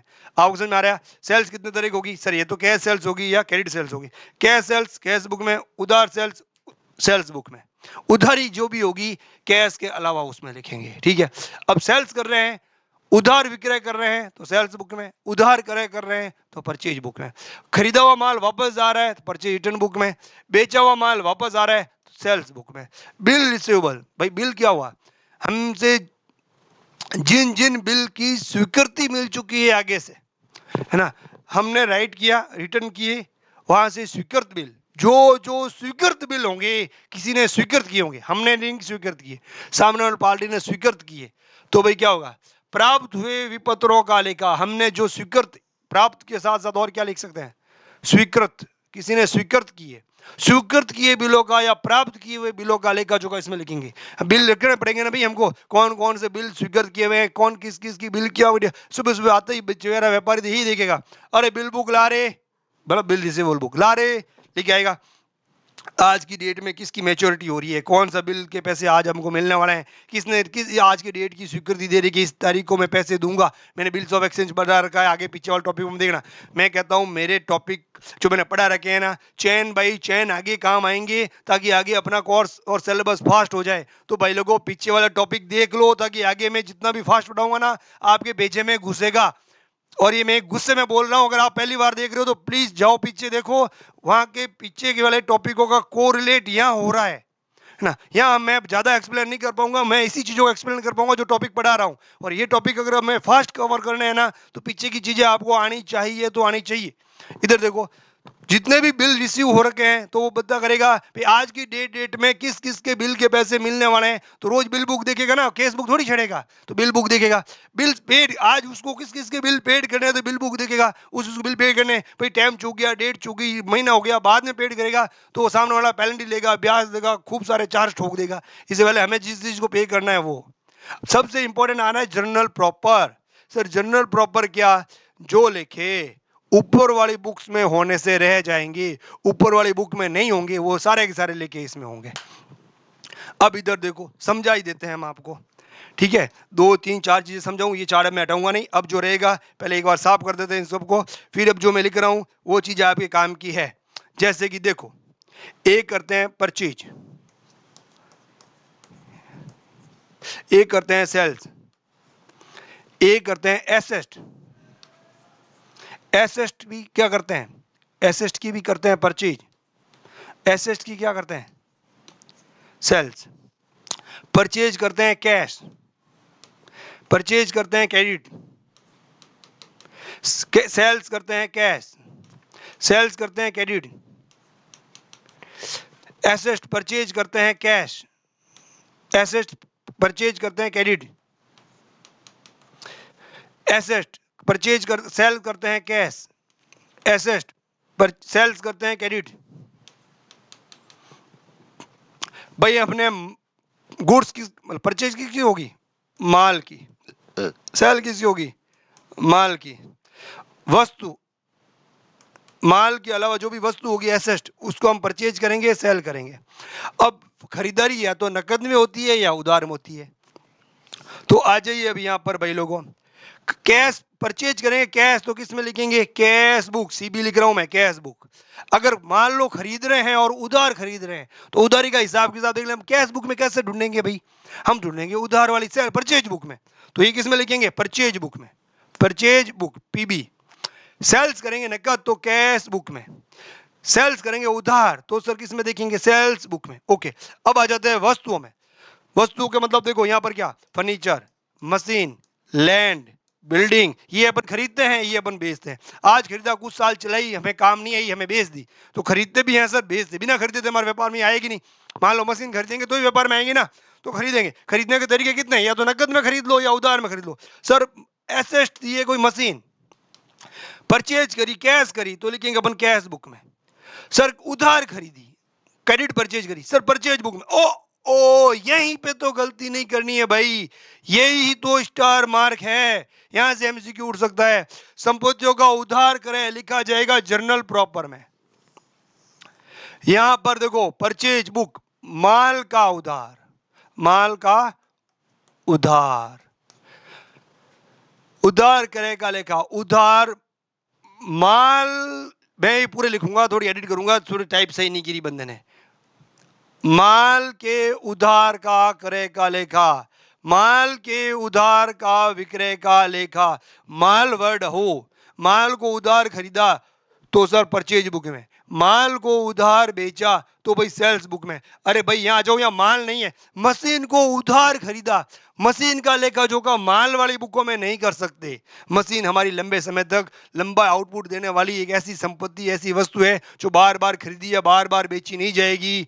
उधार मशीन, अब मान लो एक बात करते हैं आपसे, परचेज बुक है, रोज के 1000 ट्रांजैक्शन होते हैं परचेज के, होंगे, बड़ी बहुत बड़ी फर्म है, कृषि मंडी के अंदर बैठे हो, किसानों की मंडी है, आप कृषि मंडी में बैठा, माल खरीद रहे, माल बेच रहे हैं, सुबह शाम तक 1000 बार एंट्री है, उधर ही में काम चल रहा है, 1000 बार परचेज करा, 1000 बार सेल्स करा, उसके बीच में एक दिन के अंदर वो कांटा खराब हो गया, और ये अपने ये वेटिंग मशीन खराब हो गई, मान लो वेटिंग मशीन खराब हुई तो हमने एकदम वेटिंग मशीन खरीदी, मुनीम को भेजा, वाह फटाफट जा फलाने फलाने इनसे वो एक मशीन लेके आ जाओ, हो गया, पैसे लेके गया नहीं जल्दबाजी में, अरे सेठ जी दे दूंगा यार, मशीन दे दो आप, और मशीन लेके आ गए और हमने परचेज वाली बुक में लिख दिया कि हमने माल खरीदा।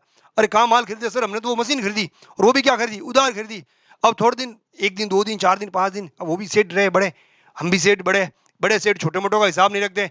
2 महीने बाद, अरे सर मैंने आपको एक मशीन दी थी ना, हाँ उसका पेमेंट क्या, उसका पेमेंट कितना, उसका पेमेंट तो यार याद नहीं आ रहा, अब रोज के भाव ऊपर नीचे होते हैं, आप देख लो ना उस दिन कितने बताए, और मैंने बदनसीबी से उस परचेज बुक में लिख दिए रोज की 1000 एंट्री होती है, 2 महीने बाद कितनी एंट्री हो गई, अरे सर 1000 एंट्री मतलब कि महीने में 30,000 एंट्री, 2 महीने मतलब 60,000 एंट्री। अब 60,000 एंट्री में ना तो हमको तारीख याद है ना कुछ, तो परचेज बुक में कहाँ ढूंढेंगे, सब उधार ही खरीद रहे हैं, तंग आ गए हम।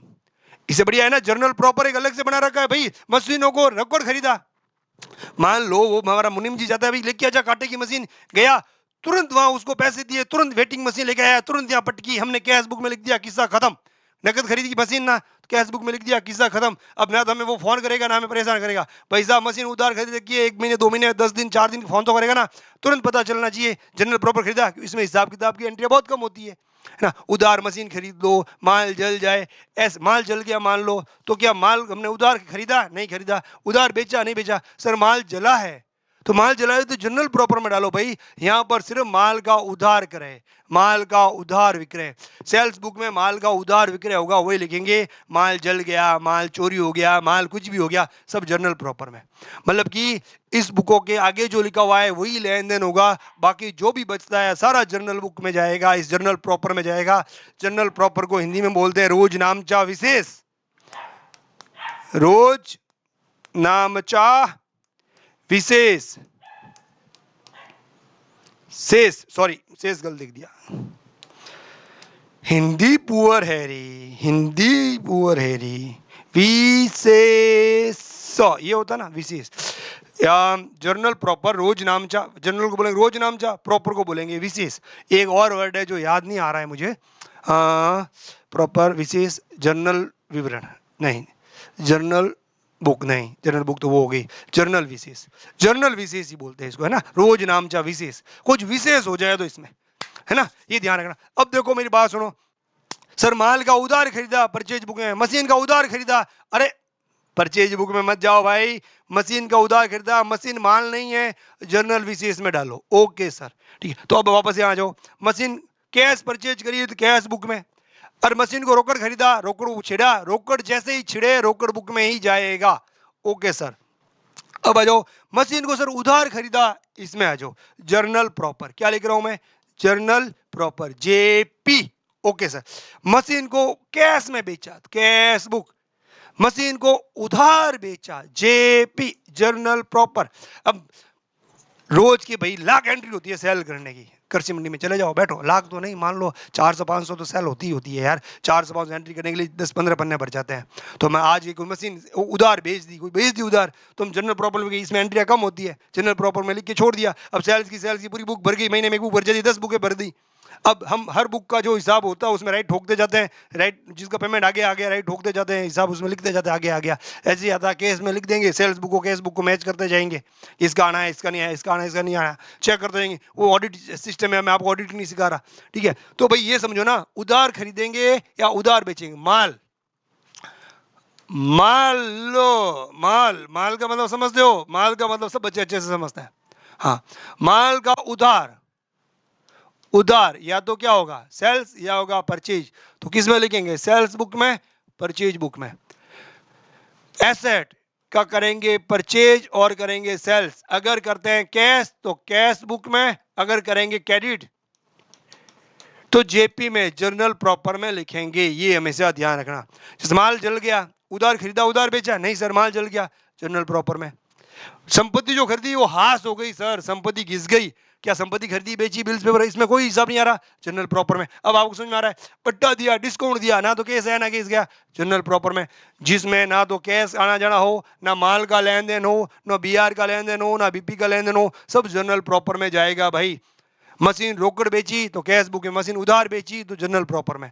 मतलब कि रोकड़ का हिसाब रोकड़ बुक, बैंक का हिसाब बैंक बुक, परचेज बुक में उधार क्रय, परचेज रिटर्न में क्रय की वापसी, सेल्स बुक में उधार विक्रय माल का, सेल्स रिटर्न में बेचा हुआ माल वापस आ जाए, बिल रिसीव में प्राप्त बिलों का लेखा, बिल पेबल में पे बिलों का लेखा। जनरल प्रॉपर में ऊपर 1 से लेकर 8 तक के हिसाब जब नहीं आए जो सब किस में जाएंगे, जनरल प्रॉपर में। वापस मेरी बात एक बार ध्यान से सुनो, परचेज बुक सेल्स बुक खूब आपको कंफ्यूज करेंगे।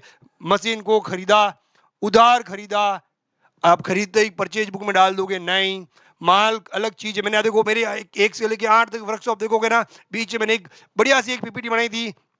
इधर हमारा फतलुल्लाह टॉफियों का बिजनेस करता है, इधर तो हमारी खूब सारा टॉफियों का स्टॉक था, इधर हमारे संपत्तियां थी, वस्तुएं थी जो व्यापार को चलाती है।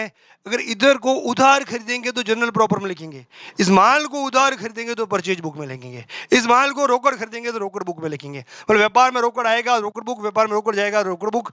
अगर माल रोकड़ आएगा तो भी रोकड़ बुक, माल रोकड़ जाएगा तो भी रोकड़ बुक। रोकड़ का हिसाब आते ही रोकड़ बुक, कुछ नहीं सोचना है। उधार का हिसाब आते ही सोचना है उधार। अब देखो उधार, शॉर्ट ट्रिक एक और, उधार किसका हो सकता है, माल, और माल के अलावा, माल के अलावा। अब उधार माल है, माल का क्या हो सकता है, परचेज भी हो सकता है, सेल्स भी हो सकता है। परचेज हो तो परचेज बुक, सेल्स हो तो सेल्स बुक। उधार माल, माल के अलावा कुछ उधार हो, क्या हो, एसेट, संपत्तियां, एसेट मतलब कि मशीन, बिल्डिंग, फर्नीचर, कुछ भी, ये क्या होगी, परचेज या होगी सेल्स। अगर लेकिन उधार है किस में जाएगी, जर्नल प्रॉपर में। भाई लोगों, इससे बेटर मैं इस चार्ट को अच्छे से नहीं समझा पाऊंगा, आपकी समझ में आ गया होगा आशा करता हूं। अब क्वेश्चन आएगा, मशीन जल गई, किस बुक में लिखा जाएगा, किस पुस्तक में लिखा जाएगा, वहां पुस्तक लिखा हुआ आएगा, किस सहायक पुस्तक में लिखा जाएगा, जर्नल प्रॉपर में लिखा जाएगा। तो जर्नल प्रॉपर लिखा आएगा या जर्नल विशेष लिखा आएगा। एक वर्ड शायद इसका और है, मैं भी मेरे दिमाग में स्केप नहीं आ रहा, ठीक है, और दिमाग में आ नहीं रहा, स्केप हो रहा है, बाद में बता दूंगा। अब ठीक है, समझ में आ गया। माल का उधार क्रय विक्रय ही परचेज बुक सेल्स बुक में लिखे जाएंगे। मशीन का उधार, माल के अलावा किसी का भी उधार हो तो जनरल प्रॉपर में, रोकड़ का हो सब रोकड़ में। किस्सा क्लियर, कॉन्सेप्ट क्लियर। अब आ जाओ भाई, अपन वापस पढ़ेंगे कैश बुक। सर अभी क्या पढ़ेंगे, और पढ़ेंगे भाई, आ जाओ, आई नहीं क्या, आ जाओ भाई। सब्सिडीज बुक, सब्सिडीज बुक में पहली बुक कौन सी, कैश बुक, रोकड़ भाई। Single column cash book, sir cash book कितने प्रकार की होती है भाई, 4 कॉलम की। Single column, double column, triple column, fourth column. और फोर्थ कॉलम नहीं होता, अरे फोर्थ वाली एक पेटी कैश बुक होती है, वो अलग है। 3 कॉलम तक की कैश बुक होती है, single column, double column, triple column. ऐसे कैसे कर रहे हो sir, single column, double column, triple column, 3 column की कैश बुक होती है। सिंगल कॉलम कैसे, आ जाओ, डेट हर किसी में होती है, पर्टिकुलर मतलब समीक्षा, एलएफ की ledger folio. Sir ledger folio क्यों, यहाँ पर लेजर फोलियो क्यों सर, अरे भाई आप क्या बना रहे हो, सब्सिडीज बुक, सब्सिडीज बुक के बाद क्या बनाओगे, लेजर, बोलो खाता भाई, बनाओगे नहीं बना। तो यहाँ पर जो लिखा हुआ है लेजर फोलियो के किस पन्ने पे है, तो लेजर फोलियो आएगा ना, ये याद रखना। जर्नल में भी क्या आता है, लेजर फोलियो, जर्नल में भी क्या आता है, लेजर फोलियो, क्योंकि जर्नल के बाद क्या बनता है, लेजर। सब्सिडीज बुक के बाद भी क्या बनता है सर, लेजर, तो इसमें भी लेजर फोलियो ही आएगा। ओके सर, समझ में आ गया। ये अमाउंट, अमाउंट का कॉलम है एक, वापस आ गई डेट, समीक्षा और लेजर फोलियो, अमाउंट। मतलब कि ये डेबिट की साइड और क्रेडिट की साइड में अमाउंट का कॉलम कितना सर, अमाउंट का कॉलम एक, तो सिंगल कॉलम केस बुक। तो सर अमाउंट के कॉलम 2 भी होंगे, बिल्कुल होंगे। अब देखते हैं, आ जाइए आगे। डबल कॉलम कैश बुक, 2 खाने वाली रोकड़ बही, ये होगी साधारण रोकड़ बही या सिंगल कॉलम, एक खाने वाली रोकड़ बही, या इसको क्या बोल सकते हैं, साधारण रोकड़ बही। एक खाने वाली भी बोलते हैं भैया, एक खाने, खाने वो नहीं, खाने खाने अब खाने जो भी है, खाने वाली रोकड़ भाई, ठीक है। अब डबल कॉलम कैश बुक, आ जाओ भाई, यहाँ डबल कॉलम, पहले डेट, फिर समीक्षा, फिर एलएफ, वही लेजर फोलियो। अमाउंट एक कॉलम, इसके पहले डिस्काउंट 2 कॉलम। तो भाई इंपॉर्टेंट याद क्या रखने लायक है इसमें, याद, दो खाने वाली रोकड़ भाई में खाने होते हैं, डिस्काउंट का, कैश का। अमाउंट मतलब ये कैश का, ये अमाउंट किसका, अमाउंट मतलब कैश बुक है, ये अमाउंट किसकी होगी, कैश की होगी। तो 2 खाने में पहला खाना तो किसका, डिस्काउंट का, दूसरा खाना किसका, कैश बुक का। हमेशा ध्यान रखना, डबल कॉलम कैश बुक, दो खाने वाली नकद बही में खाने होते हैं छूट के और कैश के, अमाउंट के, छूट के और राशि के, बट्टे के या कैश के, क्या बोल सकते हो। डिस्काउंट का कॉलम साथ में डाल दो। मान लो हम किसी से 10,000 मांग रहे थे, 8,000 ही है, तो 2,000 तो लिख देंगे यहाँ डिस्काउंट में, 2,000 से 20,000 हो गए। मान लो 1,00,000 मांगते हैं तो 20,000 तो लिख देंगे यहाँ, 80,000 लिख देंगे यहाँ, क्या हो गया, 1,00,000 आ गया भाई हमारा। किसी आदमी से, मोहन से 1/1/23 को मोहन से 80,000 आए, 20,000 की छूट दी, लाख का हिसाब क्लियर हो गया ना। छूट कॉलम, कैश कॉलम, आ गया समझ में। ओके सर, आगे इसमें किसके हिसाब किताब हुआ, सर मोहन से हिसाब किताब हुआ। ओके सर, अरे सर सर साहब मत करना, please please please please sir साहब मत करना, मैं समझ में आएगा, लिखा हुआ तो समझ में आएगा, रख लो भाई, ये तो मुझे ही पता है, ये लिखा होगा तो आपको अच्छे से समझ में आएगा। आ जाओ next, triple column case book, 3 column, ओ अमाउंट के आगे डिस्काउंट, डिस्काउंट आगे एक और कॉलम आएगा सर, वो किसका, आगे आ जाएगा, देख लो, बैंक का। डेट मतलब तिथि, विवरण मतलब समीक्षा या विवरण, एलएफ लेजर फोलियो, इसके बाद डिस्काउंट, अमाउंट, बैंक। डिस्काउंट तो पहले ही रहेगा, उसके बाद कैश का रहेगा, डिस्काउंट और उसके बाद कैश का रहेगा, ये श्योर है, डिस्काउंट पहले ही रहेगा, ये भी याद रखना। इसकी क्रमशः क्या होता है, ट्रिपल कॉलम केस बुक की क्रमशः होते हैं। सबसे पहले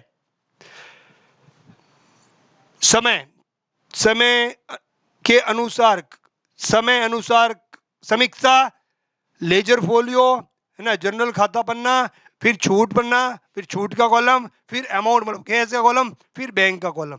सीक्वेंस भी यही रहेगा, क्यों, मान लो ये है मोहन, मान लो ये है मोहन, लेजर, उसका लेजर बना हुआ है 8वें पन्ने पे, डिस्काउंट उसको हमने दे दिया 20,000। अब उसने कैश दिया तो कैश के कॉलम लिख देंगे, अगर उसने चेक दिया तो बैंक के कॉलम में लिख देंगे, फिर कैश के कॉलम में डैश कर देंगे। मान लो उसने कैश भी दिया, बैंक चेक भी दिया, तो जितना कैश दिया कैश में, जितना बैंक से चेक दिया उतना चेक में। आ रहा है ना समझ में। तो डिस्काउंट तो पहले, फिर अमाउंट किसका, कैश में आया कि बैंक में आया, तो बैंक कॉलम। ट्रिपल कॉलम, कितनी कॉलम कैश बुक हो गई, सिंगल कॉलम या simple cash book, single column cash book, single column cash book, simple cash book, साधारण कॉलम, एक खाता वाली के नकद बुक या साधारण नकद बुक, ठीक है। 2 खाने वाली नकद बुक और 3 खाने वाली नकद बुक। 3 खाने में कौन कौन से खाने होते हैं भाई, 3 खाने में होते हैं डिस्काउंट, कैश और बैंक। 2 खाने किसके होते हैं, 2 खाने का पूछे ना भाई, कभी भी ये मत बोल देना बैंक और कैश, गलत हो जाएगा। एमसीक्यू आ गया, 2 खाने वाली कैश बुक में खाने होते हैं कैश का, बैंक का, कैश का, छूट का, बैंक का, छूट का, इनमें से कोई नहीं। तो भाई साहब बैंक का और छूट का भी नहीं होता, कैश का और बैंक का भी नहीं होता, छूट का और कैश का होता है 2 खाने में। तो important MCQ double column cash book से निकलने का चांस रहता है, इसके बारे में पूछा जा सकता है। ट्रिपल कॉलम तो सबको पता है कि 3 कॉलम किस किस के, छूट के, कैश के और बैंक के। दिक्कत तो यहाँ आती है डिस्काउंट की और अमाउंट में, यहाँ क्या बचे, 3 कॉलम वाला याद रहता है, तो क्या पता बैंक का और कैश का बोलते तो वो गलत हो जाएगा। 2 कॉलम में किस किस के कॉलम होते हैं सर, डिस्काउंट के और कैश के।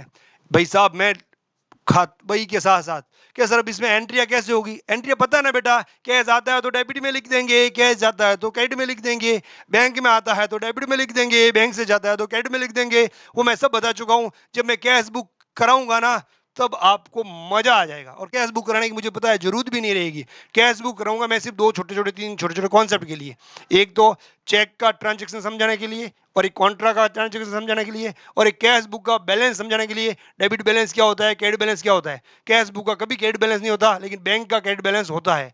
मतलब ये कैश बुक समझाने का एक ही कारण है कि कैश बुक अगर आपको अच्छे से आई तो बीआरएस अच्छे से आएगा।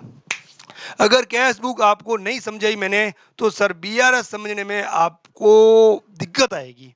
बीआरएस के लिए मुझे कैश बुक का कॉन्सेप्ट चाहिए, और कैश बुक का उतना कॉन्सेप्ट कराऊंगा जितना आपकी बीआरएस के लिए सफिशिएंट है। और अपन को कोई लंबे लंबे क्वेश्चन सॉल्व नहीं करने हैं, एमसीक्यू कहाँ से उठ सकते हैं, कैसे उठ सकते हैं, वही करने हैं। तो इसमें से एमसीक्यू उठ सकता है, इसलिए मैंने ये बताया है। आप अब देखो, ध्यान रखो, अब आ गया जो पेटी कैश बुक, ये रही पेटी कैश बुक। इसमें तो सिंपल कैश बुक जैसा ही परफॉर्मा होता है पेटी कैश बुक। इसमें क्या होता है पता है, व्यापार के स्टार्ट में ही कुछ क्या करता है व्यापारी, 5 महीने 5-6 हज़ार रुपये निकाल के यहाँ देता है। एक पेटी कैश बुक रोकड़िया होता है, जो कहता है यार रोकड़िया को ही बोल देते हैं भाई आप ये 5,000 रुपये लो, चुटकी और व्यय करते रहना। तो कैश यहाँ से निकल के यहाँ आता है, तो यहाँ आता है टू कैश, यहाँ आ गया मान लो 5,000 रुपया आ गया। छोटी मोटी अमाउंट आती है, फिर ये छुटकर खर्चों में खर्च होती है। चाय वाला आ गया, गेस्ट आए, 2 चाय आ गई, 30 रुपये दिए, तो यहाँ 30 रुपया, 30 रुपये क्या, अरे 30 रुपया रे भाई, इतना ज्यादा मत लिख रहे भाई। सन्ड्री एक्सपेंसेस, विविध खर्चे, छोटे मोटे खर्चे होते रहेंगे। न्यूज़पेपर को दिया, चाय वाले को दे दिया, सफाई वाले को दे दिया, मतलब छोटे मोटे खर्चे करके सबको जोड़ के फिर सन्ड्री एक्सपेंसेस के नाम से एंट्री हो जाएगी। जितना कैश पड़ा रहेगा वो बैलेंस शीट है, पेटी कैश के नाम से अपने पास बैलेंस पड़ा रहेगा। इन सब के बैलेंस निकलेंगे, जो बैलेंस होंगे वो अपने बैलेंस शीट में जाएंगे। अब समझ में आ गया आपको कैश बुक कैसे बनेगी? ओके सर, हमें पता चल गया। अगर आपको सब्सिडीज बुक बनानी है तो ये कैश बुक बनेगी। कैश बुक की कौन से कॉलम की रखनी है? एक कॉलम की रखोगे तो बैंक की कैश बुक अलग से बनानी पड़ेगी। अगर 2 कॉलम की रखोगे तो भी बैंक की कैश बुक अलग से बनानी पड़ेगी। क्यों सर? 2 की कॉलम में डिस्काउंट और कैश ही आता है। अगर ट्रिपल कॉलम की कैश बुक रखोगे तो बैंक की बुक अलग से रखने की जरूरत नहीं है। ट्रिपल कॉलम कैश बुक में बैंक का भी शामिल हो गया तो बैंक की एक कैश बुक हट जाएगी, तो 8 तरह की बुकें रहेगी, है ना। कैश बुक अगर सब्सिडीज बुक बनाते हो भाई साहब तो कैश बुक के अलग कैश बुक एक ही मानी जाएगी। Cash book, purchase book, sales book, bills bill R book, BP book, इसके बाद purchase return book, sales return book, ये हो गई। कितनी बुक है? 1 2 3 4 5 6 7, एक और कम पड़ रही है वो है जर्नल प्रॉपर बुक, 8। 8 बुक ही होती है। अब कैश बुक के पार्ट है 1 2 3 4। 4 कैसे? 1 2 3 4। Single column cash book, double column cash book, triple column cash book, ये 3, और एक पेटी कैश बुक। पेटी कैश बुक को बोलते हैं खुदरा या लघु रोकड़ बही। क्या बोलते हैं? खुदरा बही या रोकड़, लघु रोकड़ बही। मतलब क्या? व्यापार के छोटे मोटे छुटकर लेन देन, व्यापार के छोटे मोटे लघु तुच्छ जो छोटे मोटे लेन देन होते हैं, बड़ी अमाउंट नहीं होती, जो खुदरा रोकड़ बही से भुगतान होते हैं, है ना। तो व्यापार का ऐसा केस जो छोटे मोटे व्यय के लिए कैश दिया जाता है मुख्य रोकड़ बही से लघु रोकड़ बही में, पेटी कैश बुक में, है ना। इसमें से कैश निकाल के इसमें थोड़ा डाल दिया जाता है। एक रोकड़ियों को 5,000 पकड़ा दिया जाता है, भाई तू जो आ छोटे मोटे खर्चे हुए करता जा और इसमें लिखता जा, जब खत्म हो जाए बोल देना और दे देंगे, पीछे बचा हो तो अगले साल में ट्रांसफर कर लेंगे। आया समझ में? तो व्यापार के छोटे मोटे सब खर्चे किस में लेके जाएंगे? खुदरा रोकड़ बही में। तो सब्सिडीज बुक में से कैश बुक के जो एमसीक्यूज आने वाले थे मैंने इसमें बता दिया। अब आप सब्सिडीज बुक को हैंडल कर सकते हो। ठीक है सर, आगे चलो। ये चार्ट मोस्ट मोस्ट मोस्ट है सर। अरे मोस्ट क्यों है? अरे भाई सब अच्छा खासा लिखा हुआ पड़ा है, अच्छे से चार्ट बना दिया है मैंने। इस चार्ट में सीखो वित्तीय बहियां।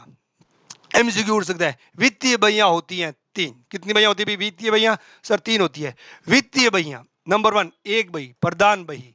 प्रधान बही किसको बोलते हैं भाई? खाता बही को। तो एक्चुअल में खाता बही भी एक तरह की क्या हो गई? वित्तीय बही हो गई सर।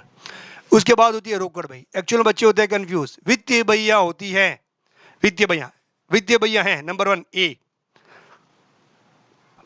लिखा हुआ है खाता बही, बी लिखा हुआ है रोकड़ बही, सी लिखा हुआ है सहायक बही, डी लिखा हुआ है इनमें से कोई नहीं। तो वित्तीय बही बच्चों के दिमाग में वित्त का मतलब कैसे है तो रोकड़ बही कर लेते हैं। अरे भाई ये भी सहायक बहियों में भी क्या है? सहायक बहियों में भी तो कैश बुक आती है कि नहीं आती है? आती है सर, ये भी वित्तीय बही। उधार खरे उधार विक्रय करेंगे, क्या पैसा नहीं आएगा? आएगा सर, वो भी मतलब कि ये सारी की सारी वित्तीय बहियां ही है। तो वित्तीय बहियों के मूल रूप कितने हैं? मूल रूप सर 3 है वित्तीय। पहली प्रधान बही, कौन कौन सी? खाता बही।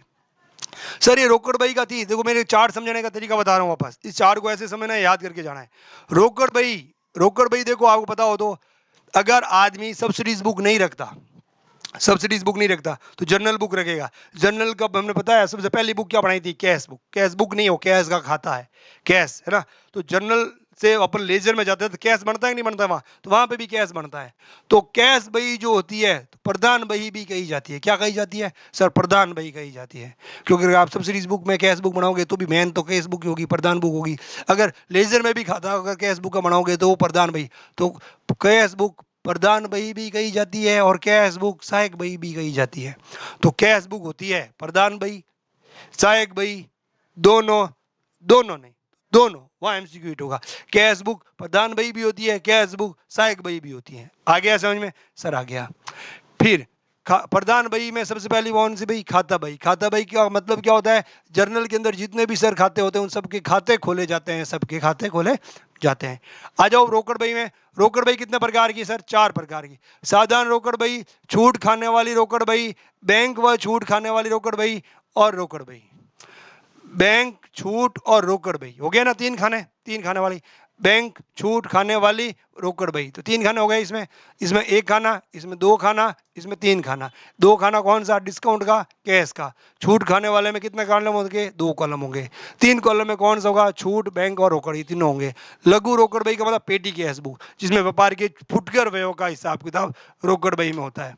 फिर ये भैया क्रय बही, उधार क्रय के लिए क्रय बही, उधार विक्रय के लिए विक्रय बही, उधार क्रय वापसी के लिए क्रय वापसी बही, उधार विक्रय वापसी के लिए विक्रय वापसी बही, प्राप्त हुए प्राप्य विपत्रों के लिए प्राप्य विपत्र बही, स्वीकृत बिलों के लिए हमने किसी को स्वीकृत कर रखा है, कोई और स्वीकृत कर रखा होता है तो वो हमारे लिए प्राप्य। मैंने आपको समझाया था बिल्स ऑफ एक्सचेंज में, ध्यान रखना शब्दों पे उड़ जाएगा ये। ऐसे एमसीक्यू मैं आपको और लाके ठोकूंगा, घुमाएगा। हमारे द्वारा लिखे गए बिल किसी और के द्वारा स्वीकृत होते हैं तो वो हमें वापस प्राप्त होते हैं, तो हमारे लिए प्राप्य बिल होते हैं। देनदारों द्वारा स्वीकृत बिल हमारे लिए बिल रिसीवेबल होता है। हमारे द्वारा स्वीकृत बिल, किसी और ने लिखा, हमने स्वीकृत किया, तो हमारे लिए क्या होता है? Bills payable. स्वीकृत बिल बिल्स पेबल होते हैं, हमेशा ध्यान रखना।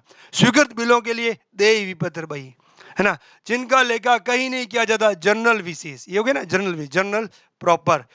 जिन लेखों का कहीं नहीं किया जाता उन लेन देनों के लिए क्या है भाई? जर्नल विशेष। ये चार्ट बना दिया मैंने, इस चार्ट को अच्छे से एक बार रीड कर लेना।